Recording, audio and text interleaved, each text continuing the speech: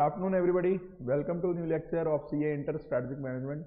Last lecture में आपने मेरे पास वैल्यू चेन के कॉन्सेप्ट को स्टार्ट किया था। माइकल पॉटर साहब का जो कॉन्सेप्ट था वैल्यू चेन, और इसमें मैंने आपको ये बताया था कि पॉटर साहब ये मानते हैं कि विद इन द ऑर्गेनाइजेशन और अराउंड द ऑर्गेनाइजेशन जो भी एक्टिविटीज़ हो रही हैं, हर एक्टिविटी से कुछ ना कुछ वैल्यू ऐड हो रही है। और हर फर्म को क्या करना चाहिए, ये असेस पहले तो आइडेंटिफाई करना चाहिए कि कौन कौन सी एक्टिविटीज़ चल रही है उनके यहाँ, फिर हर एक एक्टिविटी से क्या वैल्यू ऐड हो रही है ये उनको ज़रूर असेस करना चाहिए। और इन्हीं दो स्टेप्स को कहता है आप लिंक करो और अल्टीमेटली कॉम्पिटिटिव एडवांटेज गेन करो। ये चीज़ माइकल पॉटर साहब की सोच थी। आई होप कल आपको ये टॉपिक समझ में आया होगा। और इस टॉपिक में हमने बात की थी कि माइकल पॉटर जी बोलते हैं कि दो तरह की एक्टिविटीज हैं, एक प्राइमरी एक्टिविटीज और एक एक्टिविटीज थी हमारी सपोर्ट। इसे सेकेंडरी मत लिख देना, क्योंकि नॉर्मली प्राइमरी के बाद दूसरा वर्ड माइंड में सेकेंडरी आता है, पर इन्होंने वर्ड यूज किया प्राइमरी और सपोर्ट एक्टिविटीज। तो प्राइमरी एक्टिविटी की पहली थी इनबाउंड लॉजिस्टिक्स, आई होप आपको ये याद हो रही होंगी अब। दूसरी थी ऑपरेशंस, तीसरी थी आउटबाउंड लॉजिस्टिक्स,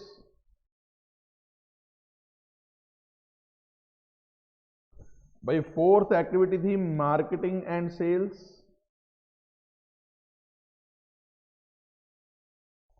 और फिफ्थ एक्टिविटी थी हमारी सर्विसेज। ये 5 तरह की प्राइमरी एक्टिविटीज माइकल पॉटर साहब ने दुनिया को बताई कि जी हर बिजनेस में ये 5 तरह की ब्रॉडली एक्टिविटीज होंगी जिन्हें आप प्राइमरी एक्टिविटीज का नाम दे सकते हो। सपोर्ट एक्टिविटीज में 1, 2, 3 और 4, ठीक है, जिनमें से एक आपने मेरे पास कल पढ़ ली थी, एक तो एचआर पढ़ ली थी, ह्यूमन रिसोर्स, और एक आपने पढ़ ली थी टेक्नोलॉजी, ये दो आपने पढ़ ली थी। एक आपकी रहती है अभी प्रोक्योरमेंट, जिसके बारे में हमारे मटेरियल में ज़्यादा कुछ लिखा नहीं हुआ और बड़ी अजीब सी लाइन लिखी हुई है, पढ़ा दूंगा मैं, कोई बात नहीं। और एक हमारा यहाँ पे टॉपिक रहता है इंफ्रास्ट्रक्चर। इंफ्रास्ट्रक्चर ये भी बहुत अच्छे से एक्सप्लेन नहीं करा हुआ, जनरल सेंस में एक्सप्लेन करा हुआ है, पर यहां ध्यान रखने वाली बात क्या है, ध्यान रखने वाली बात क्या है, हर सपोर्ट एक्टिविटी हर प्राइमरी एक्टिविटी को सपोर्ट कर रही है। हर सपोर्ट एक्टिविटी, मैं यहाँ पे अगर लाइंस मारूंगा ना तो बड़ा ज़्यादा दर्दनाक सा दृश्य बन जाएगा, पर हाई होप आप समझ गए होंगे कि हर प्राइमरी एक्टिविटी, या आप ये बोलो हर सपोर्ट एक्टिविटी हर प्राइमरी एक्टिविटी को सपोर्ट कर रही है। तो एक लाइन थी कल, आपको ध्यान होगी, वो लाइन छोटी सी थी, each of these group of primary activities are linked to support activities. जैसे मैंने कल आपको बताया था कि बेटा टेक्नोलॉजी ऐसा एरिया है, चाहे इनबाउंड लॉजिस्टिक्स हो, चाहे ऑपरेशंस हो, आउटबाउंड हो, मार्केटिंग हो या सर्विसेज हो, हर जगह पे आप टेक्नोलॉजी का यूज कर रहे हो। आप नए प्रोडक्ट बनाने में भी यूज कर रहे हो, प्रोसेसेस के अंदर भी यूज कर रहे हो टेक्नोलॉजी का, और कोई रिसोर्स को भी इंप्रूव करने के लिए आप टेक्नोलॉजी का यूज कर रहे हो। आई होप आपको ये पॉइंट समझ में आ गया होगा। सिमिलरली एचआर भी मैंने बताया था, हर एक तरह की प्राइमरी एक्टिविटी में आपको एचआर चाहिए ही चाहिए। हर जगह आपकी सिलेक्शन अच्छी होनी चाहिए, ट्रेनिंग अच्छी होनी चाहिए, अप्रेजल अच्छा होना चाहिए, उनको कंपनसेशन अच्छा दो, क्योंकि जब तक आप एचआर वाले एस्पेक्ट पे ध्यान नहीं दोगे, कोई ना कोई एक्टिविटी आपकी उतनी अच्छी नहीं होगी जितनी अच्छी होनी चाहिए, कहीं ना कहीं मार खा जाओगे।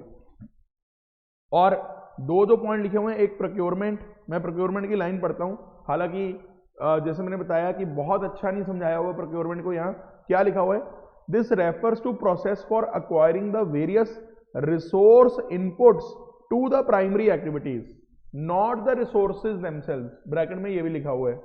और एक लिखा हुआ है as such it occurs in many parts of the organisation. बस इतनी सी बात लिख के हमारा स्टडी मटेरियल साइड पे हो जाता है, कि अपने आप समझी जाओ कि मैं क्या बोलना चाह रहा हूं। चलो मैं आपको पहले बता देता हूं ये क्या कहता है। एक्चुअल में आप ये सोचो, जितने भी हमारी प्राइमरी एक्टिविटीज हैं, चाहे इनबाउंड लॉजिस्टिक्स है, ऑपरेशंस है, आउटबाउंड है, मार्केटिंग है, सर्विसेज है, जो भी है, आप सोचिए हर एक एक्टिविटी में हमें कई तरह के रिसोर्स इनपुट्स चाहिए होंगे। यानी देखो एक, अब इसको ना कंफ्यूज नहीं करना आपने इनबाउंड लॉजिस्टिक्स के साथ। इनबाउंड लॉजिस्टिक्स में मेनली वो चीज़ें कवर होती हैं कि जो मटेरियल वगैरह आपको चाहिए ऑपरेशंस के लिए, वो वाला मटेरियल जो आप रिसीव करते हो, उसे स्टोर करते हो, उसे डिस्ट्रीब्यूट करते हो फैक्ट्री वगैरह में, वो आता है इनबाउंड लॉजिस्टिक्स में। लेकिन एक बात आप और सोचिए, मान लो मैं यहाँ बैठा हूँ, ये मार्केटिंग एंड सेल्स में बैठा हूँ, सपोज मैं इस प्राइमरी एक्टिविटी की बात कर रहा हूँ, मार्केटिंग एंड सेल्स। अब मार्केटिंग एंड सेल्स में भी तो तरह तरह की चीज़ें चाहिए। सोचो, मार्केटिंग एंड सेल्स वालों को बंदे चाहिए, यानी ह्यूमन रिसोर्स चाहिए। मार्केटिंग एंड सेल्स वालों को हो सकता है जहाँ पे उन्होंने मार्केटिंग एंड सेल्स करनी है, एडवर्टाइजिंग का मीडिया चाहिए, या उन्हें कई तरह के इनपुट्स, हो सकता है मार्केटिंग एंड सेल्स वालों को भी एक्सपर्ट की जरूरत पड़े जो उनको मार्केटिंग एंड सेल्स में गाइड करे। मतलब आपको एक चीज समझनी पड़ेगी इसके अंदर कि जितनी भी हमारी ये प्राइमरी एक्टिविटीज हैं, उनमें कई तरह के इनपुट्स और चाहिए उन एक्टिविटीज को चलाने के लिए। इवन टेक्नोलॉजी, वैसे तो देखो टेक्नोलॉजी को इन्होंने अलग से भी कवर किया हुआ है यहाँ पे, जो आपका वाला पॉइंट है, पॉइंट नंबर 2। लेकिन आप इसको ऐसे समझ लो, हर एक तरह की प्राइमरी एक्टिविटी में जितनी भी इनपुट्स चाहिए, चाहे वो बंदे हैं, चाहे वो टेक्नोलॉजी है, चाहे वो कुछ और सामान है जो किसी जगह पे आपको चाहिए, वो सारी चीजों का ध्यान दे रही है प्रोक्योरमेंट नाम की एक्टिविटी। क्योंकि हर एक प्राइमरी एक्टिविटी में आपको कई चीजों की जरूरत पड़ेगी, तो उसके लिए इन्होंने सपोर्ट एक्टिविटी बना दी जिसका नाम रखा प्रोक्योरमेंट। प्रोक्योरमेंट का मेन काम ही है कि प्राइमरी एक्टिविटीज में जितने भी इनपुट्स चाहिए वो सारे इनपुट्स वो सारे इनपुट्स का ध्यान दे रही है प्रोक्योरमेंट नाम का एक सपोर्ट एक्टिविटी। और इन्होंने आगे लिख भी दिया है कि ऐसा अगर हम ये बात करें, ये ऑर्गेनाइजेशन के कई पार्ट्स में हो रही है, यानी जितने भी हमारी प्राइमरी एक्टिविटीज हैं हर जगह पे प्रोक्योरमेंट आपको करनी पड़ेगी। वैसे मैं आपको एक चीज यहाँ पे और क्लियर कर दूं, ये कोई जरूरी नहीं है कि अगर माइकल पॉटर जी ने इसका नाम प्रोक्योरमेंट रखा है तो ऑर्गेनाइजेशंस भी एक प्रोक्योरमेंट नाम से कोई डिपार्टमेंट अलग से बनाएं, ऐसा कोई जरूरी नहीं है। ये सिर्फ माइकल पॉटर जी की सोच है जो उन्होंने आपके सामने रखी है कि भाई तरह तरह की प्राइमरी एक्टिविटीज जो चल रही हैं, हर जगह पे आपको कई इनपुट्स की जरूरत है, वो सारे इनपुट्स को अक्वायर करने के लिए एक सपोर्ट एक्टिविटी इन्होंने बना दी जिसका नाम रखा है प्रोक्योरमेंट।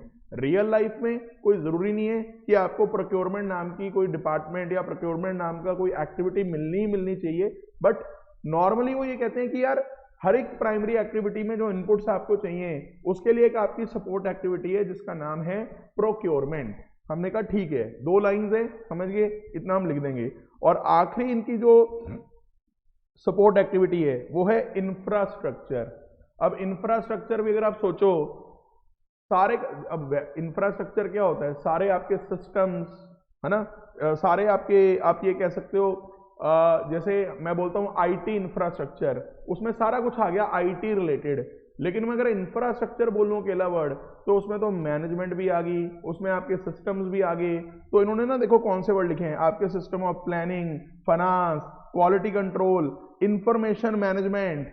अब आप एक बात सोचो, अगर आप कोई बिजनेस रन कर रहे हो, उसमें ये प्राइमरी एक्टिविटीज चल रही हैं, ये वाली प्राइमरी एक्टिविटीज, लेकिन अब प्राइमरी एक्टिविटीज को अच्छा चलाने के लिए आपको कोई प्लानिंग का सिस्टम, कोई कंट्रोल्स का सिस्टम, कोई इंफॉर्मेशन को मैनेज करने का सिस्टम, बजट बनाने का सिस्टम, मैनेजमेंट करने का सिस्टम, वो सारी चीजें तो भैया आपकी सारे प्राइमरी एक्टिविटीज में होंगी। आप ये थोड़ी कह सकते हो हम प्लानिंग तो सिर्फ ऑपरेशंस में करते हैं, हम प्लानिंग मार्केटिंग में नहीं करते। अरे भैया, planning, finance, quality control, information management, ये ऐसी चीजें हैं जो हर एक प्राइमरी एक्टिविटी में होनी है। आप ये नहीं कह सकते कि हम तो सिर्फ प्लानिंग मार्केटिंग एंड सेल्स में करते हैं, हम ऑपरेशंस में कोई प्लानिंग नहीं करते। अरे भैया, ऑपरेशंस की भी प्लानिंग होती है, मार्केटिंग सेल्स की भी प्लानिंग होती है, इनबाउंड लॉजिस्टिक्स की भी प्लानिंग होती है, आउटबाउंड लॉजिस्टिक्स की भी प्लानिंग होती है, हर जगह पे फाइनेंस भी कंट्रोल होता है, हर जगह पे क्वालिटी भी कंट्रोल होता है। तो ये कुछ ऐसी चीजें हैं इंफ्रास्ट्रक्चर की जो हर एक प्राइमरी एक्टिविटी में मिलेंगी आपको। पढ़िए पहला पॉइंट। और इंफ्रास्ट्रक्चर में आपके स्ट्रक्चर्स भी आ जाते हैं। स्ट्रक्चर्स, ये जो वर्ड है ना स्ट्रक्चर्स, ये हम बहुत डिटेल में पढ़ेंगे। ऑर्गेनाइजेशन के तरह तरह के स्ट्रक्चर्स होते हैं, आपने दो स्ट्रक्चर तो मेरे हिसाब से प्लस 2 में पढ़े हुए हैं बिजनेस स्टडीज के अंदर, एक फंक्शनल स्ट्रक्चर और एक डिविजनल स्ट्रक्चर। हम यहाँ एसएम के अंदर और भी कई स्ट्रक्चर्स पढ़ेंगे। ये स्ट्रक्चर्स की नॉलेज आपको मिलेगी चैप्टर नंबर 6 के अंदर। चैप्टर नंबर 6 के अंदर आपको ये नहीं, चैप्टर 6 नहीं, सॉरी, चैप्टर 7, 6 तो फंक्शनल लेवल स्ट्रेटजी है। चैप्टर 7 के अंदर आपको स्ट्रक्चर्स की नॉलेज और मिलेगी। सर ये रूटीन्स क्या होते हैं? रूटीन्स, बेटा ये रूटीन्स वर्ड वैसे तो अपने आप में काफ़ी डिटेल्ड वर्ड है, पर आप ये समझ लो ऑर्गेनाइजेशन में जो चीज़ें रूटीन में जो चीज़ें चल रही हैं, जो उनके सिस्टम्स चल रहे हैं, जिससे उनका कल्चर बनता है, जिससे उनका पूरा कल्चर बनता है, ठीक है। जैसे कई जगह पे स्ट्रिक्टनेस होती है, लेट नहीं आना, जल्दी नहीं जाना, छुट्टी लेनी है तो पहले एप्लीकेशन देनी है, ये करना है वो करना है, तो वो सारे उनके रूटीन्स का पार्ट बन जाता है। ये वर्ड हमारे सिलेबस में डिस्कस नहीं करा हुआ रूटीन्स वर्ड, पर मैनेजमेंट की भाषा में काफ़ी यूज होता है ऑर्गेनाइजेशनल रूटीन्स के नाम से। तो आपके जो रूटीन्स होंगे वो सिर्फ एक प्राइमरी एक्टिविटी तक सीमित थोड़ी होंगे, सारे की सारी एक्टिविटीज़ में उनका इम्पैक्ट होगा, चाहे वो इनबाउंड लॉजिस्टिक्स है, चाहे ऑपरेशंस है, चाहे आउटबाउंड है, हर एक एक्टिविटी में इनका कुछ ना कुछ रोल होगा। तो सपोर्ट एक्टिविटीज में इंफ्रास्ट्रक्चर भी एक ऐसी सपोर्ट एक्टिविटी है जो सिर्फ एक प्राइमरी एक्टिविटी तक आपके सीमित नहीं है, ये हर एक तरह की प्राइमरी एक्टिविटी में आपके उसको गो थ्रू करती है। तो आई होप आपको ये 4 तरह की सपोर्ट एक्टिविटीज थोड़ी क्लियर हुई होंगी कि माइकल पॉटर जी ये बोलना चाह रहे हैं यही वो 4 एक्टिविटीज हैं जो सारे बिजनेस की प्राइमरी एक्टिविटीज को सपोर्ट कर रही हैं। तो अगर आपका बिजनेस अच्छा नहीं चल रहा, या अगर आप चाहते हो कि आपके बिजनेस को और बेटर करना है, एक्चुअल में हम ये कॉन्सेप्ट इस वे में नहीं पढ़ रहे कि बिजनेस चल नहीं रहा, हमें अपने आप को सरवाइव करवाना है। भाई हम तो कंपटीशन में जीतने की बात कर रहे हैं, बिजनेस तो अच्छा चल ही रहा है, हम तो ये मान के चल रहे हैं कि हम तो ये सोच के चल रहे हैं कि कैसे कंपटीशन में सबसे आगे जाना है। तो उसके लिए माइकल पॉटर जी कह रहे हैं कि पहले आप अपने बिजनेस को क्लासीफाई करो प्राइमरी एक्टिविटीज में, सपोर्ट एक्टिविटीज में, फिर आप देखो हर एक एक्टिविटी से आपकी क्या क्या वैल्यू एडिशन हो रही है। फिर मैं आगे आपको बताऊंगा कि जिससे आपको सबसे अच्छी वैल्यू एडिशन हो रही है उस पर बहुत ज़्यादा फोकस कीजिएगा, क्योंकि वही आपकी अल्टीमेटली कोर कॉम्पिटेंस बनेगी। देखने में डेफिनेट ये जो डायग्राम है वैल्यू चेन की थोड़ी सी खतरनाक सी लगती है, लेकिन अगर आप इसको ध्यान से देखोगे तो उसमें कर वो कुछ नहीं रहा। देखो सबसे पहले आपने क्या करना है मैं बताता हूँ। सबसे पहले आपने ये नीचे लाइन मारनी है और ना ये सारी की सारी जो प्राइमरी एक्टिविटीज़ हैं आपने इनको यहाँ पे दिखा देना है। जैसे पहली प्राइमरी एक्टिविटी थी इनबाउंड लॉजिस्टिक्स, फिर ऑपरेशंस, फिर आउटबाउंड लॉजिस्टिक्स, फिर मार्केटिंग एंड सेल्स और उसके बाद सर्विसेज, फिर इसके ऊपर ये लाइन मार देनी है, ठीक है। उसके बाद आपने क्या करना है, इस तरह से ऊपर इसके सपोर्ट एक्टिविटीज दिखानी है, सपोर्ट एक्टिविटीज दिखानी है। इस तरह से डायग्राम अगर आप ध्यान दोगे, पेंसिल की शेप सी है, थोड़ी मोटी पेंसिल है, और यहाँ पे अगर आप देखो तो हमारी सपोर्ट एक्टिविटीज कौन कौन सी होगी। सपोर्ट एक्टिविटीज में हमारी एक तो आ गई जी इंफ्रास्ट्रक्चर, एक आ गई जी HR, एक आ गई टेक्नोलॉजी और एक आ गई हमारे पास प्रोक्योरमेंट। इस तरह से शो किया हुआ है, आप देख सकते हैं यहाँ पे ये सपोर्ट एक्टिविटीज हैं, प्रोक्योरमेंट्स, टेक्नोलॉजी, HR, फर्म, ये होगी सपोर्ट एक्टिविटीज। ये नीचे वाली होगी प्राइमरी एक्टिविटीज। और एक ना इन्होंने यहाँ पे दिखाया है मार्जिन। मार्जिन, ये मार्जिन का आप सिंपल मतलब बस ये समझ लो कि ये, क्योंकि ये मार्जिन वर्ड इन्होंने हमारे स्टडी मटेरियल में डिफाइन नहीं करा या दिखाया नहीं है, पर वो सिर्फ ये बताना चाह रहे हैं कि हर एक एक्टिविटी में आपके पास कुछ ना कुछ जो वैल्यू एडिशन हो रही है आप उस पर ध्यान दीजिए, जो आप ऊपर उससे जो वैल्यू ऐड कर रहे हो हर एक एक्टिविटी से उसका आपको फोकस करना पड़ेगा। हालांकि इस डायग्राम में कोई वैल्यू एडिशन वगैरह आपको शो नहीं हो रही है, सिर्फ एक्टिविटीज के नाम लिखे हुए हैं उन्होंने कि ये हमारी प्राइमरी एक्टिविटीज हैं नीचे, ठीक है, और इनको सपोर्ट कर रही हैं सारी की सारी सपोर्ट एक्टिविटीज। बस ये दिखाने की कोशिश करिए, लेकिन इनका कॉन्सेप्ट क्या है कि हर एक एक्टिविटी से जो आपकी वैल्यू एडिशन हो रही है उस पर आप फोकस कीजिए, और जिससे आपको, अब मैं नीचे आपको पढ़ा के दिखाता हूं कि ये क्या बोलता है कि आखिर ये वैल्यू चेन का जो कॉन्सेप्ट है ये कोर कॉम्पिटेंसीज को आइडेंटिफाई करने में कैसे हेल्प करता है। इसमें ना मैंने एक चीज लाइन भी लिखी है इस बार कि ICI के स्टडी मटेरियल में ना ये कॉन्सेप्ट मिक्सअप कर रखा है बहुत सारे और कॉन्सेप्ट्स के बीच में ही। मतलब इस बार का जो स्टडी मटेरियल इन्होंने निकाला है, मैंने आपको बताया था कि थोड़ा इन्होंने रिवाइज किया है, इस टॉपिक में ना बड़ी खिचड़ी पका दी है इन्होंने। इनफैक्ट इस टॉपिक को जो मैंने बॉक्स में रखा हुआ है, इसको इन नीचे वाले टॉपिक के साथ मिक्स कर रखा है, कोर कॉम्पिटेंसीज, रिलेटिव और ये सारे टॉपिक के साथ।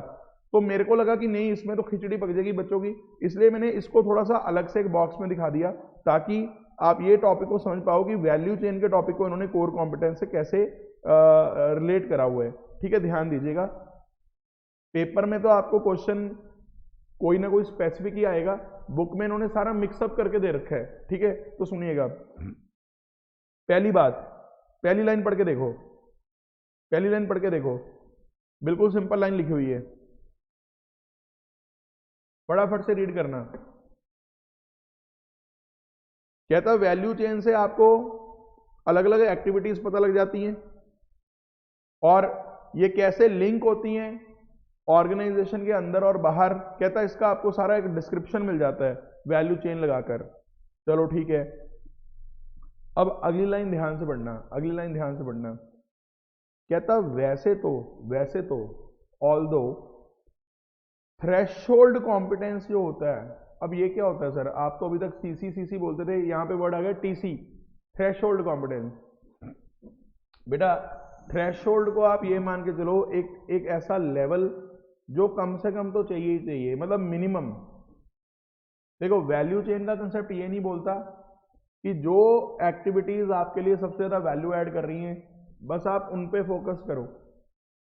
भाई threshold competence, minimum level of competence तो हर एक एक्टिविटी में चाहिए। आप कोई भी एक्टिविटी उठा लो, हर एक एक्टिविटी आपके कम से कम थ्रेशोल्ड लेवल पे तो चले, काम चलाने वाले लेवल पे तो चले।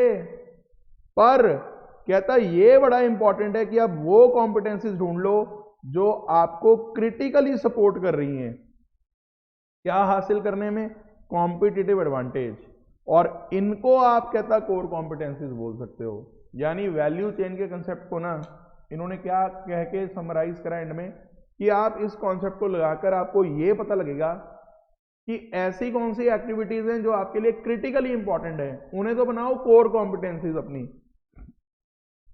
और बाकी की जो एक्टिविटीज हैं हम ये नहीं कह रहे कि उसमें बिल्कुल ही आप क्वालिटी खराब कर लो, उसमें बस थ्रेशोल्ड कॉम्पिटेंस रख लो कि हाँ एक मिनिमम लेवल है उस एक्टिविटी का भी, वो इतनी भी बुरी ना हो कि आपको उसमें तो आपने बिल्कुल ही ध्यान नहीं दिया। यानी हर एक एक्टिविटी में थ्रेशोल्ड कॉम्पिटेंस तो चाहिए ही चाहिए, एक मिनिमम लेवल ऑफ कॉम्पिटेंस तो चाहिए ही चाहिए। हर एक कॉम्पिटेंस को आप कोर कॉम्पिटेंस नहीं बना सकते हो, पर हर एक एक्टिविटी को आप जीरो भी नहीं कर सकते हो। तो आप ये आइडेंटिफाई करो कौन सी ऐसी एक्टिविटीज हैं जिनको आपने कोर कॉम्पिटेंसीज बनाना है, जो आपके लिए क्रिटिकली इंपॉर्टेंट है। बाकी एक्टिविटीज को आप थ्रेशोल्ड लेवल पे चलने दो, बाकी एक्टिविटीज को आप थ्रेशोल्ड लेवल पे चलने दो। इससे अगली लाइन देखो क्या है, जो अब नए स्टडी मटेरियल में हटा दी पर मेरे हिसाब से रखनी चाहिए थी इन्हें। कहता वैल्यू चेन से आपको वो एक्टिविटीज मिलेंगी जिनको थ्रेशोल्ड लेवल पे चलाना है, और आपको वो भी पता लगेंगी जिनको कोर बनाना है। पर इसके लिए आपको पहले ये पता करना पड़ेगा ऐसे कौन से आधार हैं जिसके बेस पे आपको कॉम्पिटिटिव एडवांटेज मिल सकता है। क्योंकि जब आपको ये समझ में आ गया कि आपको कॉम्पिटिटिव एडवांटेज किस एक्टिविटीज के बेस पे मिल रहा है, उन्हीं एक्टिविटीज पे फोकस करके अगर आप उन्हें कोर कॉम्पिटेंसीज बना लोगे तो वो आपके लिए अच्छा रहेगा। बाकी जो चीजें उनको थ्रेशोल्ड लेवल पे चलने दो, चलेगा।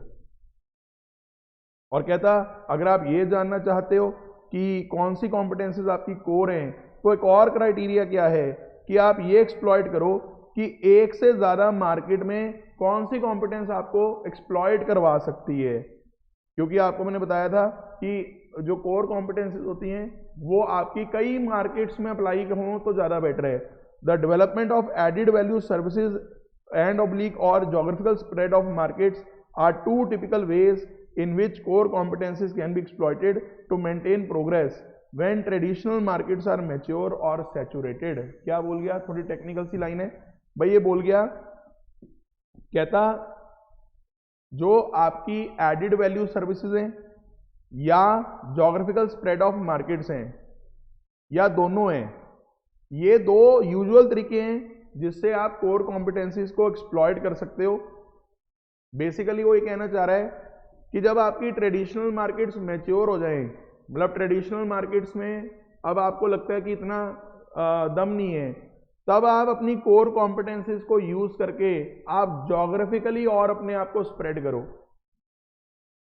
या तो अपने आप को ज्योग्राफिकली और स्प्रेड करो, मतलब और एरियाज में आ जाओ, और मार्केट्स में आ जाओ, या फिर आप अपनी सर्विसेज की वैल्यू को ऐड करो, सर्विसेज की वैल्यू को ऐड करो, तब जाके मैं कहूंगा कि आपकी कोर कॉम्पिटेंसी है। क्योंकि अगर पुरानी मार्केट्स मैच्योर होगी और आपने बोला अब तो मार्केट्स मैच्योर होगी, अब मैं क्या करूं, अब तो मेरी सेल ही नहीं हो सकती क्योंकि सैचुरेशन पॉइंट आ गया है, तो कहता कोर कॉम्पिटेंसी वाले लोग इस तरह हार नहीं मानते हैं। वो ये सोचते हैं कि अगर मार्केट मैच्योर हो भी गई तो भी हम लोग प्रोग्रेस करते रहें, तो भी हम लोग प्रोग्रेस करते रहें। कैसे? या तो नई नई मार्केट्स में जाएं या फिर अपनी सर्विसेज में और वैल्यू एडिशन लेकर आए। अगर आप ऐसा कर पा रहे हो तो आप उसको कोर कॉम्पिटेंस बोल सकते हो। मतलब ये अनदर क्राइटेरिया है कि जिसके बेस पे आप बोल सकते हो कि आपकी कॉम्पिटेंसीज कोर हैं। मतलब उसने इस लाइन में ये क्लियर करने की कोशिश करी है कि जब आपकी ट्रेडिशनल मार्केट्स मैच्योर भी हो जाएं, सैचुरेट भी हो जाएं, इवन देन आपकी कोर कॉम्पिटेंसीज आपको एक्सपैंड करने में या अपनी सर्विसेज को और बेटर करने में हेल्पफुल हो सकती हैं। तो जो लोग अपनी कोर, जैसे हम बोलते हैं ना कि अगर परिस्थिति आपके अगेंस्ट भी है, लेकिन जो आदमी स्ट्रांग होगा, जिसके पास विल पावर होगी, जो लड़ने के लिए तैयार होगा, वो उस एडवर्स सिचुएशन में भी बहुत अच्छा कर लेगा। तभी तो बोलोगे ना इसके पास कोई कोर कॉम्पिटेंसी है कि ट्रेडिशनल मार्केट मैच्योर होने के बाद भी ये फिर भी एक्सपैंड कर रहा है। ये इन्होंने लाइन इसी बार ऐड करी है स्टडी मटेरियल में। इसमें बस वो ये बोलना चाह रहे हैं कि ये भी एक क्राइटेरिया है कि किसी चीज को पता करने का कि क्या कॉम्पिटेंसीज आपकी कोर है कि नहीं है। क्या आप एक से ज्यादा मार्केट में अपने आप को एक्सप्लॉइट कर पा रहे हो? अगर एक जगह पे कोई चीज मैच्योर भी हो गई है, even then you are able to try yourself somewhere else. तो एक बार पढ़ के देख लो, थोड़ी सी लाइन टेक्निकली लिखी हुई है बट मतलब वही है जो मैं आपको समझा रहा हूं, एक बार रीड करके देख लो।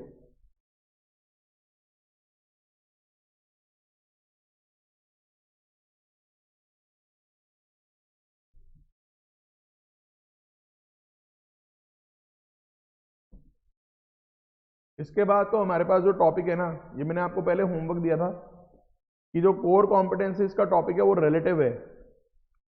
ये कैसे इन्होंने एक्सप्लेन करा?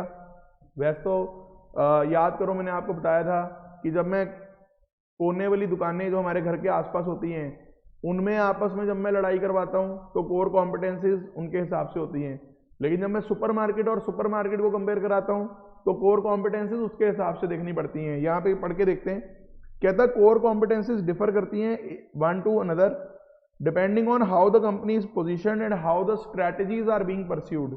एग्जाम्पल देखो, कहता अगर मैं नुक्कड़ वाली दुकान की बात करूं, कोने वाली जो दुकानें होती हैं, ग्रोसरी शॉप्स होती हैं, कहता सुपरमार्केट से कॉम्पिटिटिव एडवांटेज कैसे हासिल करती हैं। हमने डिस्कस किया था यहाँ पे, ये देखिए ये वाले पेज पे, जब हमने यहाँ पे पढ़ा था कि भाई कोर कॉम्पिटेंसी कैसे हासिल करते हो आप पर्सनल सर्विस देते हो कस्टमर को, वर्किंग आवर्स एक्सटेंड करते हो, फ्री होम डिलीवरीज देते हो, ये वो चीज़ ही वहाँ पे रिपीट करी हुई है, पढ़ के देख लो।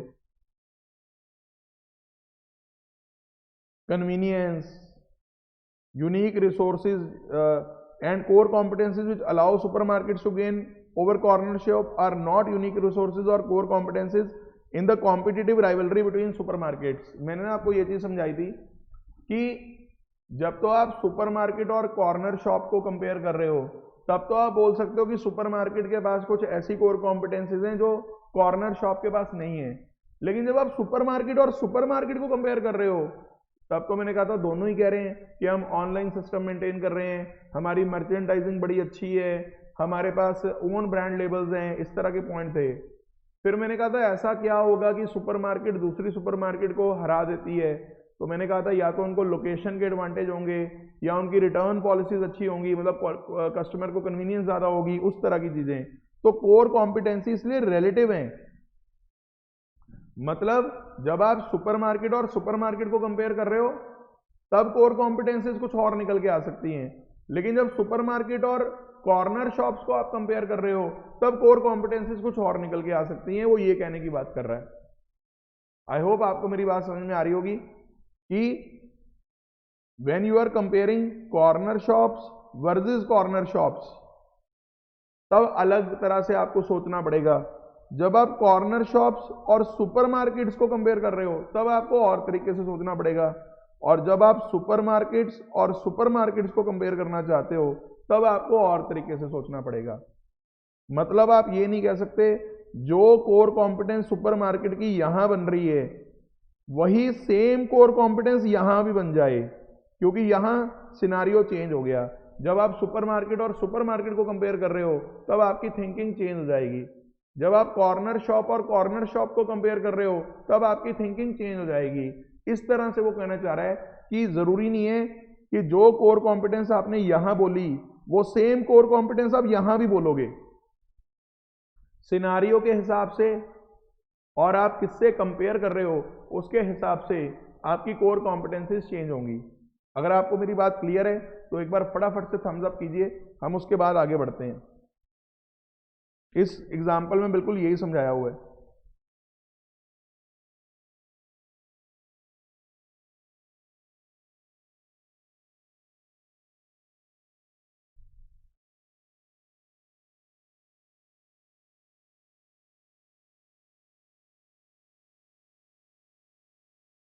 बिल्कुल ठीक है जी, थम्स अप आने स्टार्ट हो गए हैं, बहुत ही बढ़िया। ये वैसे होमवर्क का टॉपिक है आपका, आई होप आपने इसको पढ़ा होगा। इससे आगे थोड़ा और ज्ञान दे रखा है इसी के अंदर, मैं आपको बताता हूँ। ये भी अच्छी केस स्टडी है, मतलब ऑटोमोबाइल इंडस्ट्री की केस स्टडी है, बड़ी प्यारी। तो कहता ऑटोमोबाइल इंडस्ट्री में ना ग्लोबल कंपटीशन डेवलप हुआ है धीरे धीरे। ये भी कहता इलस्ट्रेट करेगा इसी कॉन्सेप्ट को। कौन सा कॉन्सेप्ट? कि कोर कॉम्पिटेंस रिलेटिव है, यानी it may vary from case to case, even it may vary from time to time. ये भी ध्यान रखना। ये तो मैंने आपको ना जब कोर कॉम्पिटेंसेस का टॉपिक पढ़ाया था तब मैंने आपको बताया भी था कि at one point of time core competences अलग हो सकती हैं, हो सकता है अगले पॉइंट ऑफ टाइम पे कोर कॉम्पिटेंसीज अलग हो। यानी आज की कोर कॉम्पिटेंसीज हो सकता है थोड़ी देर बाद वो थ्रेशोल्ड बन जाए आपकी, ये तो मिनिमम है बस जो रखना है। कोर कॉम्पिटेंसी तो आज की डेट में कुछ और है। तो ये ना जो ऑटोमोबाइल इंडस्ट्री वाला जब मैं आपको एग्जांपल पढ़ाऊंगा, इसमें आपको टाइम से रिलेट करवाएंगे कि कैसे टाइम के अकॉर्डिंग कोर कॉम्पिटेंसीज चेंज होगी। ठीक है, दिखाते हैं अभी आपको। कहता अगर हम बात करें 1950s की और 60s की, ये तब ना जो यूएस के बड़े बड़े जायंट्स थे, फोर्ड आपने नाम सुना होगा और जीएम भी शायद आपने नाम सुना होगा, जनरल मोटर्स, ये कहता डोमिनेट करते थे ग्लोबल मार्केट। यूएस के प्लेयर थे ये भाई। ऑटोमोबाइल इंडस्ट्री में एक टाइम पे यूएस की डोमिनेंस थी। यूनाइटेड स्टेट्स की जो कंपनी थी ये फोर्ड और जीएम, इनका नाम था, पूरा दबदबा था इनका। क्यों? एक तो इनके डीलर नेटवर्क्स बड़े स्ट्रांग थे, यानी इनकी ना नेटवर्किंग बड़ी स्ट्रांग थी, हर जगह पे पहुंच जाते थे। डीलर हर जगह पे पहुंचे हुए हैं इनके, हर जगह पे डिस्ट्रीब्यूशन हो रही है गाड़ियों की। दूसरा, इनके प्रोडक्शन प्लांट्स बहुत जगहों पे थे, यानी ये सिर्फ यूएस में प्रोडक्शन नहीं करते थे, ये जापान में भी प्रोडक्शन करते थे, ये उधर कोरिया में भी, मतलब अलग अलग एरियाज में प्रोडक्शन करते होंगे। ओवरसीज प्रोडक्शन प्लांट्स थे। तो और क्या चाहिए आपकी गाड़ी में दम भी है, आप प्रोडक्शन भी जगह जगह पे कर रहे हो, और आपके डीलर नेटवर्क भी स्ट्रांग है, यानी आपके पास चीज़ भी अच्छी है, आप प्रोडक्शन भी कई जगह पे कर रहे हो, और आप नेटवर्किंग से सामान भेज भी बड़ी जगह पे रहे हो। और क्या चाहिए? सेल होनी है। लेकिन अब आगे सुनो, इतने में ये जापानी थे ना, जो जापानी, ये जापान वाले आपको पता ही है, made in Japan, made in Korea, made in China, ये तीन आपने देखा ही है। सारे एक जैसे लगते हैं जापान, कोरिया और चाइना वाले, पर लेकिन इलेक्ट्रॉनिक्स के मामले में या इस तरह की जो कॉमोडिटीज़ हैं, गाड़ियों के मामले में इन्होंने आतंक मचाया हुआ पूरा हर जगह। अब जापानी पता क्या करने लगे हुए थे उस टाइम पे? कहता ये लगे हुए थे डिफेक्ट फ्री मैन्युफैक्चर करने में। यानी यूएस वाले प्लेयर क्या करने लगे हुए थे कि एक तो हम ज़्यादा से ज़्यादा प्रोडक्शन प्लांट्स बाहर लगाएं, दूसरा हम डीलर नेटवर्क स्ट्रॉन्ग करें। गाड़ियों में डिफेक्ट आ रहा है, थोड़ा बहुत आने तो कोई बात नहीं, मेन है सेल करो, गाड़ियां बनाओ सेल करो, गाड़ियां बनाओ सेल करो। जापानी कहते नहीं, ये अप्रोच ठीक नहीं है। हमें गाड़ियां बनानी है, लेकिन हमें डिफेक्ट फ्री गाड़ियां बनानी है। यानी ऑब्वियस ही बात है, जो यूएस वाले प्लेयर्स होंगे उस टाइम पे, वो डिफेक्ट फ्री करने पे नहीं लगे हुए थे, वो सेल करने पे लगे हुए थे।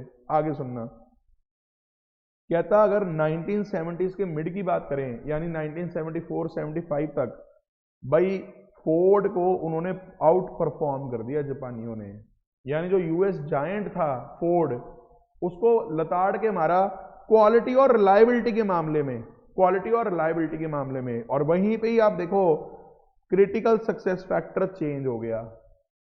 मिड 1980s तक तो फोर्ड और मेजर जापानी कंपनियों ने सिमिलर पहले यहां तक खत्म हो गया कि ग्लोबल सेल्स में इनको बहुत ज्यादा फायदा मिला। और 1980s तक आगे क्या हुआ, 85 तक, भाई नेटवर्क और क्वालिटी दोनों में ये फोर्ड और जापान वाले बराबर आ गए। ओ माय गॉड, अब फोर्ड ने भी सोचा कि यार जापानी बहुत आगे आ रहे हैं तो क्वालिटी पे हमें भी काम करना पड़ेगा, तो फोर्ड ने भी क्वालिटी पे काम कर लिया। यानी एक टाइम ऐसा आ गया 1985 के अंदर कि फोर्ड और जापानी ऑलमोस्ट बराबर लेवल पे आ गए। Although maintaining a global network was a critical success factor which continued to distinguish Ford and Japan from many European Peugeot वगैरह कुछ कंपनी होगी गाड़ियों की, the production and supplier management activities underpinning quality were becoming threshold competencies। कहता धीरे धीरे यही जो एक टाइम पे कोर कॉम्पिटेंसीज थी कि क्वालिटी अच्छी होनी चाहिए, रिलायबिलिटी अच्छी होनी चाहिए, वो तो धीरे धीरे थ्रेशोल्ड बन गई कि ये तो चाहिए ही चाहिए। आप और देखो क्या बेटर कर सकते हो जिससे कस्टमर आपके साथ जुड़े। मतलब इस केस स्टडी में ना वो ये हाईलाइट करना चाह रहे हैं कि पहले फोकस था इंडस्ट्री में प्रोडक्शन प्लांट्स और नेटवर्क को स्ट्रॉन्ग करने का, पर किसी प्लेयर ने क्वालिटी पे फोकस करना शुरू कर लिया और उसकी डिमांड अच्छी चलेगी इंडस्ट्री के अंदर, तो बाकियों ने भी अपना फोकस चेंज कर लिया, उन्होंने अपना कोर कॉम्पिटेंस उसे बना लिया। पर धीरे धीरे जब वो चीजें सबने एक्सेप्ट कर ली, फिर तो वो थ्रेशोल्ड कॉम्पिटेंस बन गई।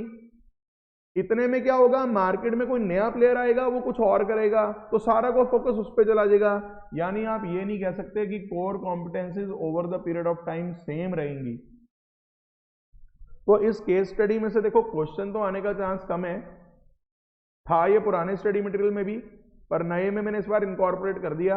पहले तो मैं बस ओरली बता देता था, बट आपको ये लर्न करने की जरूरत नहीं है। बस इतना माइंड में रखो कि time to time focus of the industry या फोकस ऑफ द कंपटीशन में vary as per the existing circumstances.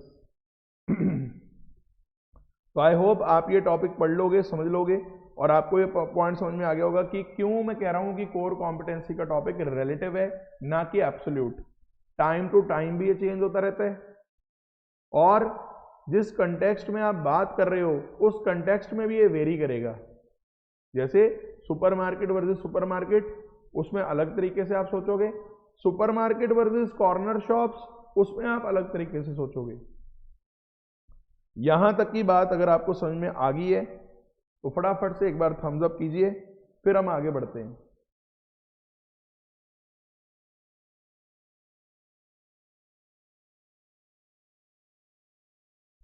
इसके बाद हमारे पास दो टॉपिक छोटे छोटे और नए ऐड करें स्टडी मटेरियल ने। एक तो why it is important to identify core competencies, और एक टॉपिक इन्होंने बना के दिया है सस्टेनेबल कोर कॉम्पिटेंसीज। ये दोनों भी मैंने आपको घर से पढ़ने के लिए कहे थे।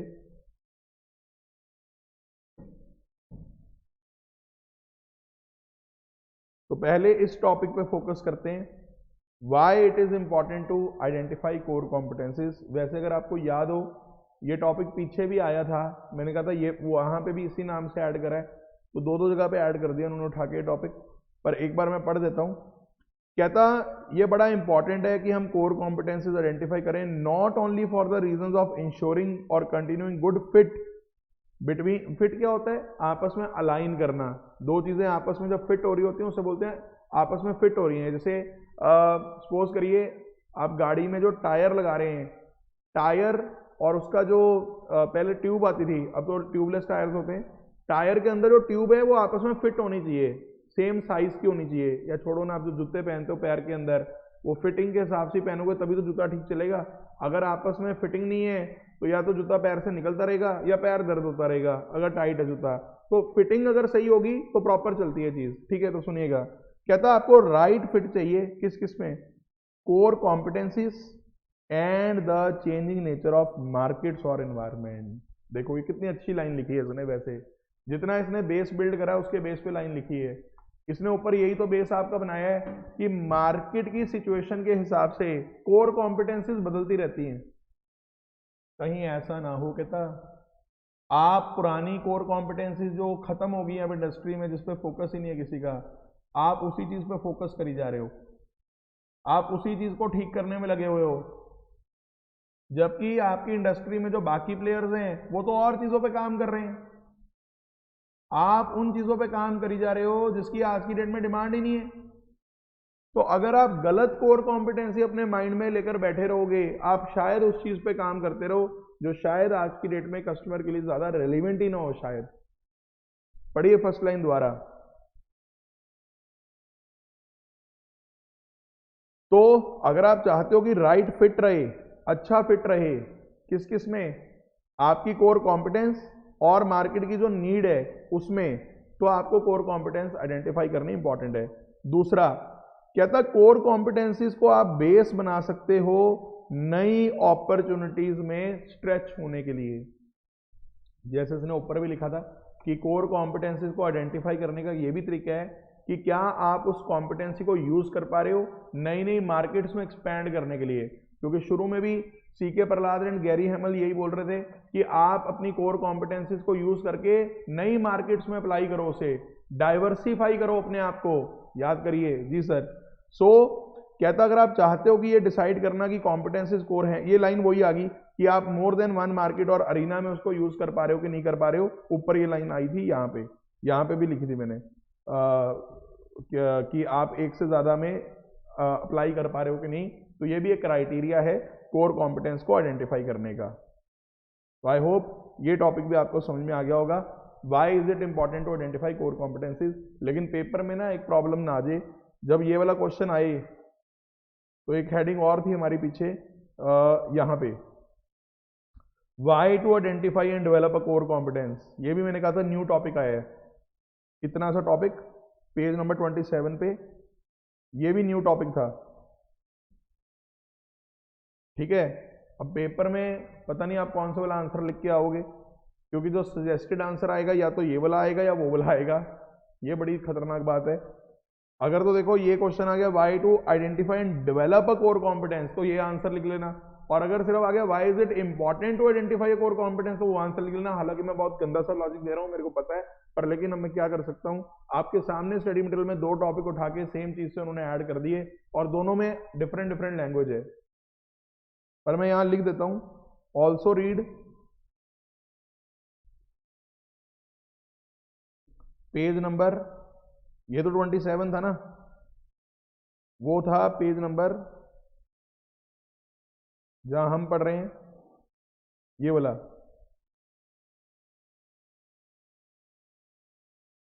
ऑल्सो रीड यहां भी लिख देता हूं न्यू टॉपिक ऑन पेज 27। यहां पेज 27 का रेफरेंस दे दो और वहां दे दो पेज 31 का। तो also read topic on page 31 new topic. तो बस थोड़ा आप आपस में रिलेट कर पाओ, दोनों जगह से लैंग्वेज पढ़ के देख लेना। हालांकि दोनों में अलग तरीके की बातें लिखी हुई हैं, यहां थोड़ी अलग तरीके से लिखी हुई हैं, वहां थोड़ी अलग तरीके से लिखी हुई हैं। ठीक है जी। तो ये पेज 27 पे एक ये टॉपिक ने ऐड करा हमने, और एक पेज 31 पे वो टॉपिक है जो अभी मैंने आपको पढ़ाया है। ठीक है, इसके बाद एक नया टॉपिक और इंसर्ट करा है इस बार स्टडी मटेरियल ने, उसका नाम है जी सस्टेनेबल कोर कॉम्पिटेंसीज। देखो एक बात तो हमेशा याद रखिएगा, जब भी आप मैनेजमेंट के वर्ल्ड में बात करते हो, चाहे वो आपकी कॉम्पिटिटिव एडवांटेज है, चाहे वो आपकी कोर कॉम्पिटेंसीज हैं, सिर्फ एक बार कॉम्पिटिटिव एडवांटेज हासिल करने का मजा नहीं है। मजा उस चीज का है कि आप उसे लॉन्ग टर्म में कैसे सस्टेन करोगे। तो हर जगह पे ना कोशिश करता है कि आप सिर्फ कोर कॉम्पिटेंस ना डेवलप करो, सस्टेनेबल कोर कॉम्पिटेंस डेवलप करो। आप सिर्फ कॉम्पिटिटिव एडवांटेज हासिल ना करो, आप सस्टेनेबल कॉम्पिटिटिव एडवांटेज हासिल करो। तो उसी से रिलेटेड एक पॉइंट इन्होंने यहाँ पे लिख दिया और इसको थोड़ा वैल्यू चेन से भी रिलेट करा हुआ है, क्योंकि आप ये भूलना मत मित्रों कि वैल्यू चेन का टॉपिक तो मेन चल ही रहा है। ये सारा कुछ आप वैल्यू चेन के टॉपिक में ही अंदर के अंदर पढ़ रहे हो, ये सारा कुछ आप वैल्यू चेन के टॉपिक में ही अंदर के अंदर पढ़ रहे हो, ठीक है। तो सुनिएगा, बहुत लंबा खींच दिया इस बार वैल्यू चेन का टॉपिक इन्होंने, बट कोई बात नहीं, सुन लो एक बारी।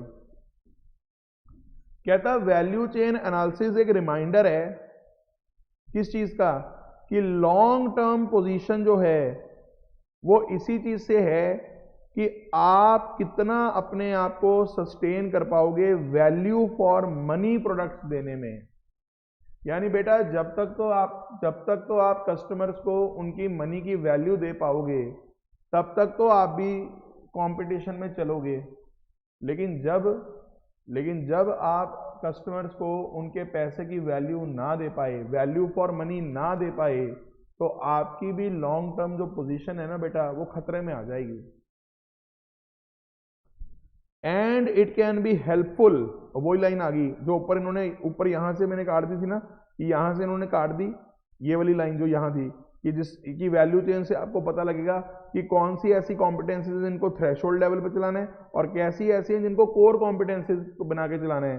तो इन्होंने इसको यहां से हटाकर एक अलग टॉपिक में डाल दिया सस्टेनेबल कोर कॉम्पिटेंसीज के नाम पे, ठीक है। तो सस्टेनेबल कोर कॉम्पिटेंसीज का टॉपिक में देखो क्या लिखना है, it can be helpful in identifying those activities जिनको आपने थ्रेशोल्ड लेवल पे चलाना है और किनको आपने कोर कॉम्पिटेंस में चलाना है। However in order to do this, आपको पहले ये पता करना पड़ेगा कि किस बेस पे आपको कॉम्पिटिटिव एडवांटेज मिलेगा, जिससे आपको ये पता लगे कि कौन सी आपकी कोर कॉम्पिटेंसीज हैं इस एडवांटेज को सस्टेन करने के लिए। एक बार रीड करके देखो इस टॉपिक को, रीड करके देखिए फटाफट से।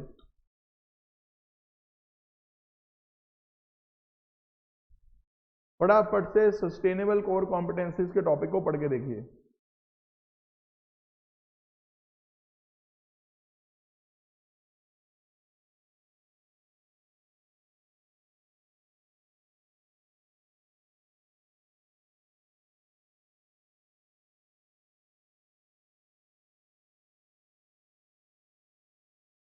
आई होप आपको ये सस्टेनेबल कोर कॉम्पिटेंसीज का टॉपिक पता लगा होगा कि इन्होंने इसमें क्या लिखने की कोशिश करी है। हिंदी में समझ के देखा करो चीज़ों को, कि वैल्यू चेन आपको ये रिमाइंड करवाता है कि लॉन्ग टर्म पोजीशन आप तभी अपनी संभाल सकते हो अगर आप लोगों को वैल्यू फॉर मनी प्रोडक्ट्स दे पाओगे, सस्टेन कर पाओगे।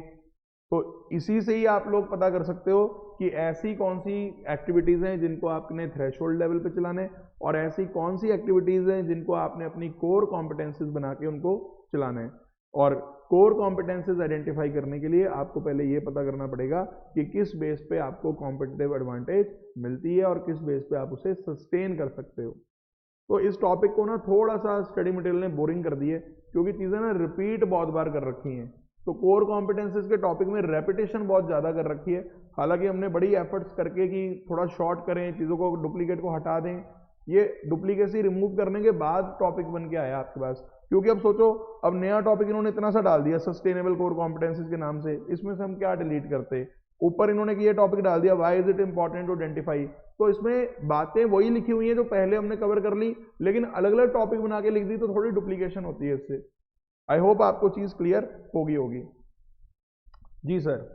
तो यहाँ तक हमारा टॉपिक जो था, अगर आपको पता लगाओ, आपने कोर कॉम्पिटेंसीज का ब्रॉडली टॉपिक खत्म कर लिया है, जिसमें आपने पहले उसका पूरा इंट्रो वगैरह पढ़ा, फिर वो 3 पॉइंट पढ़ाए थे, 3 conditions, customer value, competitor differentiation और एप्लीकेशन टू अदर मार्केट्स।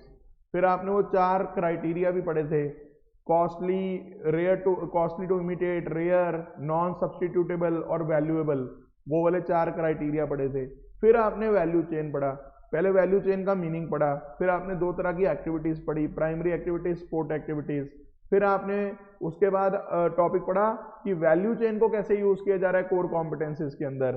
फिर छोटे छोटे टॉपिक और पढ़े कि कोर कॉम्पिटेंसी रिलेटिव है, कोर कॉम्पिटेंसीज को आइडेंटिफाई करना क्यों इंपॉर्टेंट है, और एक आपने आज पढ़ा सस्टेनेबल कोर कॉम्पिटेंसीज के नाम से एक टॉपिक आपने पढ़ा, सस्टेनेबल कोर कॉम्पिटेंसीज के नाम से आपने एक टॉपिक पढ़ा। जी सर, बिल्कुल सही बात है। अब इसके बाद हमारे पास इसी पेज पे 31 नंबर पेज पे एक टॉपिक है जिसका नाम है different basis as to how organisational competencies can be analysed and understood. तो ये भी टॉपिक से बना रखा है, लेकिन इसके अंदर पढ़ाया क्या है मेनली, मैनेजिंग लिंकेजेस। क्या पढ़ाया है, मैनेजिंग लिंकेजेस। ये वर्ड पहले भी आया था, मैनेज लिंकेजेस करके, वहां पे भी मैंने इसका पेज नंबर आपको रेफर करवाया था।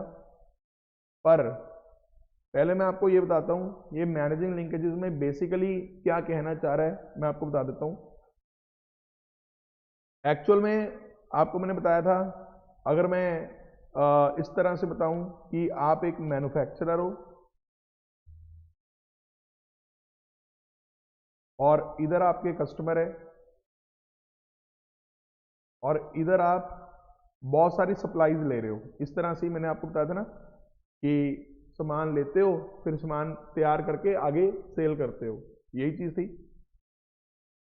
तो लिंकेजेस में मैंने कल आपको अमेजोन का एग्जांपल दिया था कि आप ऑर्डर उधर आप प्लेस करते हो अमेजोन की वेबसाइट पे, लेकिन आगे जितने भी लोग उस ऑर्डर में इन्वॉल्व होंगे सारे एक दूसरे से लिंक्ड हैं। यानी कहीं ना कहीं अमेजोन वालों ने अपनी लिंकेजेस को बहुत अच्छा मैनेज करा हुआ है, तब जाके टाइमली आपके पास ऑर्डर आ जाता है, क्योंकि उन्होंने अपने लिंकेजेस को बहुत अच्छे से मैनेज किया हुआ है। तो इस टॉपिक में बेसिकली हमारी बुक दो चीजें सिखाएगी।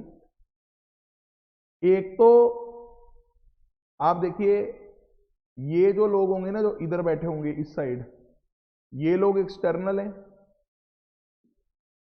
और इधर जो लोग बैठे होंगे ये भी एक्सटर्नल हैं, ये भी एक्सटर्नल हैं, और ये जो आप इधर बैठे हो जो आपके अपने ऑपरेशंस चल रहे हैं ये एक तरह से इंटरनल हैं। आप एक बार ये मान के चल सकते हो अभी कि जो आपके अपने ऑपरेशंस हैं आप उनको भी ठीक से मैनेज करो, जो आपके बाहर के एक्टिविटीज हैं उनको भी ठीक से मैनेज करो, उनको भी ठीक से लिंक करके चलो। हमारे केस में मान लो हमने आपको बुक देनी है, अब बुक हमने छपवानी है बाहर से। अगर तो देखो हम बुक खुद छापना शुरू कर लेंगे तो एक तरह से हम वर्टिकली इंटीग्रेट कर लेंगे अपने आप को। आपको याद होगा अगर आप खुद ही करने लग जाते हो सारा कुछ तो उसका मतलब होता है वर्टिकली इंटीग्रेट कर रहे हो आप अपने आप को, ठीक है। अगर तो हम खुद ही कर रहे हैं सारा कुछ, फिर तो हमें अपनी इंटरनल लिंकेजेस को बेटर करना पड़ेगा, क्योंकि अगर हम सारा कुछ खुद ही करने की कोशिश करेंगे तो सब कुछ इंटरनल है। तो अगर तो आपने वर्टिकल इंटीग्रेशन कर रखी है बहुत ज्यादा, फिर तो ज्यादा से ज्यादा आपको अपनी इंटरनल लिंकेजेस को मैनेज करना है। लेकिन सोचो अगर आपने वर्टिकल इंटीग्रेशन नहीं कर रखी, आपको मैंने बताया था अगर आप वर्टिकल इंटीग्रेशन नहीं कर रहे मतलब आप आउटसोर्सिंग कर रहे हो, मतलब आप किसी और से सामान मंगवा रहे हो, किसी और से आप डिस्ट्रीब्यूट करवा रहे हो, मतलब आपकी कुछ लिंकेजेस एक्सटर्नल होंगी। तो वहां हमारी किताब क्या बोलती है, अगर आप वर्टिकल इंटीग्रेशन नहीं कर रहे तो आप अपने सप्लायर्स के साथ, अपने डिस्ट्रीब्यूटर्स के साथ, अपने जो और एडवर्टाइजर या मार्केटर जो आपके होंगे सबकी लिंकेजेस सब अपने साथ लेके चलो। अब सोचो अगर मैं बुक बाहर से छपवा रहा हूँ, बैच चल रहा है, लेकिन मान लो जो बुक छापने वाला है हमारा वो बुक डिले कर दे अगर, तो कहीं ना कहीं स्टूडेंट्स के लिए तो वो हार्डशिप है। स्टूडेंट को मतलब नहीं है कि आप बाहर से छपवा रहे हो या खुद छाप के दे रहे हो, अगर स्टूडेंट की बुक लेट होएगी स्टूडेंट को प्रॉब्लम होएगी। तो अगर हमने अपनी एक्सटर्नल लिंकेज को ठीक से मैनेज नहीं करा, हमारा कस्टमर सफर करेगा तो अल्टीमेटली आपका ब्रांड सफर करेगा। तो आई होप आपको मेरी बात समझ में आ रही होगी। एक बेसिक ओवरव्यू मैं आपको आज दे रहा हूं इस टॉपिक का कि अगर तो सारा कुछ आप खुद कर रहे हो फिर आपने इंटरनल लिंकेजेस को बेटर मैनेज करना है, लेकिन इतना तो आप भी समझते हो रियल लाइफ में आप आइसोलेशन में बिजनेस नहीं कर सकते हो। कोई ना कोई सप्लायर, कोई ना कोई डिस्ट्रीब्यूटर, कोई ना कोई मार्केटर, कोई ना कोई तो होगा एक्सटर्नल आदमी भी। तो एक्सटर्नल लिंकेजेस को भी आपने ठीक से मैनेज करके चलना है। तो इस टॉपिक में ना अगर मैं आपको थोड़ा सा बताऊं, आपने घर से पढ़ना है आज, ठीक है। अगर आप देखो जो पेज नंबर 32 है, अगला पेज, इस पेज पे आपके पास पहले टॉपिक आता है मैनेजमेंट ऑफ इंटरनल लिंकेजेस। और आपको मैं बता दूं झाड़ियों में से छुपकर जो वार करता है आईसीआई, मैंने पहले भी आपको बताया है। ओल्ड कोर्स में इसका क्वेश्चन 7 मार्क्स का आया हुआ है, इंटरनल लिंकेजेस का 7 मार्क्स का क्वेश्चन। और बुक में तो आपको ये ऐसे क्वेश्चन भी नहीं मिलेगा ऊपर। अगर आप देखो ये बुलेट्स चल रहे हैं सिंपल, मैंने तो यहाँ पे बुलेट्स लगा रखे हैं, आपके स्टडी मटेरियल में तो बुलेट्स भी नहीं लगे हुए हैं, सीधा पैराग्राफ फॉर्म में चल रहा है। पैराग्राफ के फॉर्म में एक लाइन के ऊपर उठा के 7 नंबर का क्वेश्चन डाल दिया। 7 नंबर का क्वेश्चन आपके पेपर में डाल दिया इसका। तो ये इंटरनल लिंकेजेस का टॉपिक यहां से लेके यहां तक चलेगा, अगले पेज तक।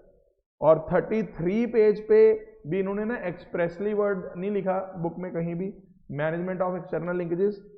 एक लाइन लिखी है इन्होंने ये वाली, इस लाइन को आप पढ़ के देखना, और इस लाइन के साथ मैंने लिखा है अरे ये तो मैनेजमेंट ऑफ एक्सटर्नल लिंकेजेस की तरफ इशारा कर रही है। अच्छा, मतलब स्टडी मैट से आप ये टॉपिक पढ़ते हो ना, बड़ी खिचड़ी पकी हुई है उसके अंदर, इसमें बहुत पैराग्राफ फॉर्म में लिखा हुआ है सारा। लेकिन मैंने आपको थोड़ा आइडेंटिफाई करवाने की कोशिश कर दी कि बेटा ये जो पेज है सारा 32 पेज, ये मैनेजमेंट ऑफ इंटरनल लिंकेजेस का टॉपिक है। और पेज 33 पे एक लाइन लिखी हुई है, एक लाइन लिखी हुई है जिसको मैंने येलो हाईलाइट करा है, वो लाइन इशारा कर रही है मैनेजमेंट ऑफ एक्सटर्नल लिंकेजेस की तरफ। बाकी मैं तो ये कहूंगा कि इस टॉपिक को आप एक बार अच्छे से पढ़िए, क्योंकि देखो पता क्या है इस सब्जेक्ट में ना, मैंने पहले भी आपको बहुत बार बोला है, लाइंस छोटी छोटी लिखी हुई हैं पर बहुत गहरी लाइंस हैं। तो जब तक आप चीज़ों को इंटरप्रेट करने की हैबिट नहीं डालोगे, प्रैक्टिस नहीं करोगे चीज़ों को इंटरप्रेट करने की, आपको प्रॉब्लम आएगी सब्जेक्ट के अंदर। बच्चों से पेपर में लिखा ही नहीं जाता है इस सब्जेक्ट के अंदर, क्योंकि जब तक आपने खुद इन चीज़ों पे टाइम नहीं दिया हुआ, चीज़ों को इंटरप्रेट करने में टाइम नहीं दिया हुआ, प्रॉब्लम आएगी ही आएगी पेपर में। आई होप आप मेरी बात समझ पा रहे हो, फॉलो कर पा रहे हो जो मैं आपको कहने की कोशिश कर रहा हूं, that you need to give time to this subject. Time देना पड़ेगा सब्जेक्ट को, थोड़ा समय आप घर पे जरूर दीजिएगा। आज पेज नंबर 31 से स्टार्ट करके एक एक लाइन, एक एक शब्द को ध्यान से समझने की कोशिश करना। एक ब्रॉड ओवरव्यू मैंने आपका बना दी है कि एक इस टॉपिक के अंदर मैनेजमेंट ऑफ इंटरनल लिंकेजेस की बात की हुई है और एक इस टॉपिक में मैनेजमेंट ऑफ एक्सटर्नल लिंकेजेस की बात करी हुई है। तो पेज नंबर 33 के यहां तक पढ़ के आइएगा आप, जहां ये टॉपिक शुरू हो रहा है कॉम्पिटिटिव एडवांटेज, उससे पहले। आई होप आप इस पे समय देंगे। कल के लेक्चर में हम इसको आगे कंटिन्यू करते हैं, ठीक है। चीज़ों को प्लीज़ अच्छे से पढ़िए। और आप ना एक चीज़ छोटी सी, अगर अभी नोट्स में से कुछ लिखना चाहें तो थोड़ा लिख सकते हैं आप। लास्ट आपने कॉपी में कोर कॉम्पिटेंस लिखा हुआ है, कोर कॉम्पिटेंस का ये टॉपिक लिखा हुआ है, ठीक है। ये एग्जाम्पल्स नोट कर लें आप, ये एग्जाम्पल्स आपने नोट करने थे अभी।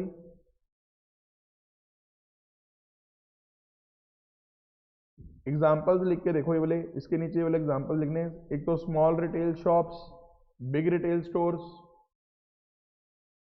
और एक सुपरमार्केट वर्सेस सुपरमार्केट, हमने सारा ये डिस्कस किया हुआ है।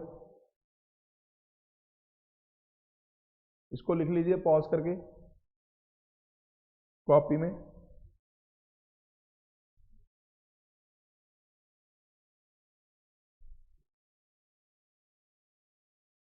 पॉज करके नोट कर लेना।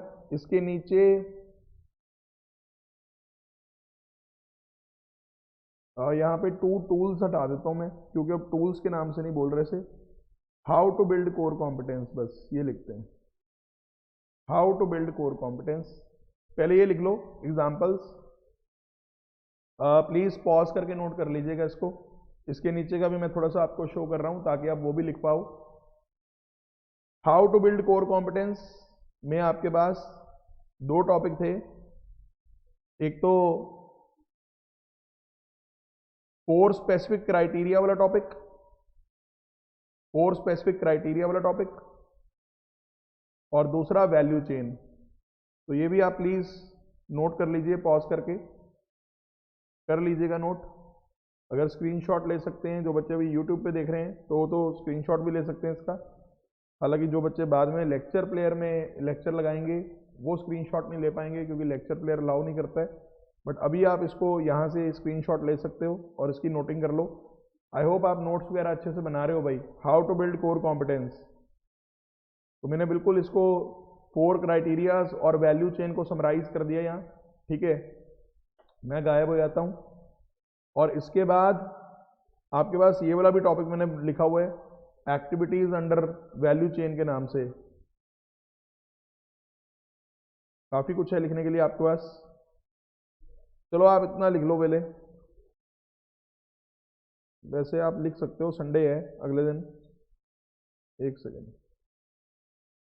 पर इसको मैं यहाँ पे शो कैसे करूँ आपके सामने। देखो जरा, लिखा जाएगा activities under the value chain, आप जूम कर सकते हो बाद में। प्राइमरी एक्टिविटीज, स्पोर्ट एक्टिविटीज,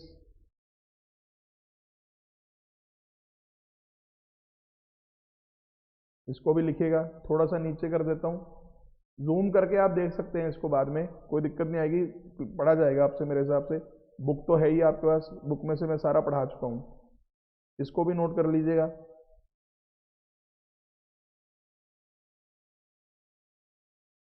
और पक्का नोट करना है भाई,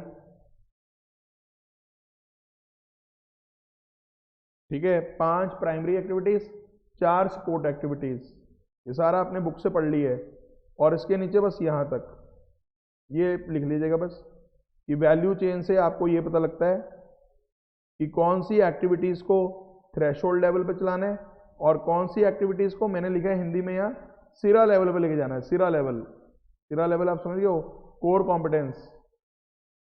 मतलब एक तो थ्रेशोल्ड लेवल की कॉम्पिटेंस आइडेंटिफाई होगी और एक सिरा लेवल ऑफ कॉम्पिटेंस। पेपर में ये सिरा लेवल वर्ड नहीं यूज करना भाई, पता लगे एग्जामिनर सिरा लगा दे। Not to be written in exam, exam में ये मत लिखिएगा, not to be written in exam. पर उन्हीं सिरा लेवल वालों को ही आप क्या बोलते थे, सीसी। सिरा लेवल वालों को ही आप बोलते थे सीसी, कोर कॉम्पिटेंस। और वही किसको सपोर्ट करती थी, कॉम्पिटिटिव एडवांटेज को। वही किसको सपोर्ट करती थी, कॉम्पिटिटिव एडवांटेज को। तो एक बार मैं फिर से स्क्रीन दिखा देता हूं, अगर आपने कुछ भी नोटिंग करनी हुई तो वहां पे नोटिंग कर लीजिएगा। मैं स्क्रीन एक बार आपको पूरी शो कर देता हूं, ठीक है। यहां से स्टार्ट हुआ है आपका लिखने वाला। ये पहले तो एग्जांपल्स थे, small retail shops, big retail stores और सुपरमार्केट वर्सेस सुपरमार्केट, तो इसको नोट करना है। उसके बाद how to build core competence, ठीक है। ये दो हमारे जो टॉपिक थे, एक तो 4 क्राइटेरिया और वैल्यू चेन, दोनों को समराइज कर दिया। और उसके बाद एक्टिविटीज अंडर वैल्यू चेन, इसमें प्राइमरी और सपोर्ट, 5 प्राइमरी और 4 सपोर्ट, जहां भी आपको देखना हुआ आप देख सकते हैं यहां से, ठीक है। और उसके बाद मैंने लिख दिया कि वैल्यू चेन की डायग्राम की भी आप प्रैक्टिस कर लेना। और लास्ट में वैल्यू चेन से आपको यह पता लगता है कि थ्रेशोल्ड लेवल पे क्या चलाना है और सिरा लेवल पे क्या चलाना है, ठीक है। तो आई होप आप इसको नोटिंग कर लेंगे यहां तक।